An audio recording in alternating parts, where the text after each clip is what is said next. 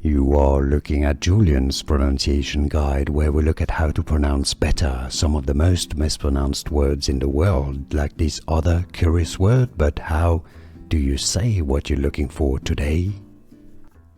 Let's learn once and for all how to say what is this Roman numeral and why to write it this way. This is Roman numeral number 8. The meaning, number 8. V is for 5, so that's 5. Every I or every bar is 1, so 1 plus 1 plus 1, that's 3. 5 plus 3 is 8. The meaning of V 3 I's is number 8, Roman numeral 8. Here are more videos on how to pronounce more confusing words and names too many mispronounced. Like this video if you found it useful. I appreciate your support. I'll see you soon and thanks for watching.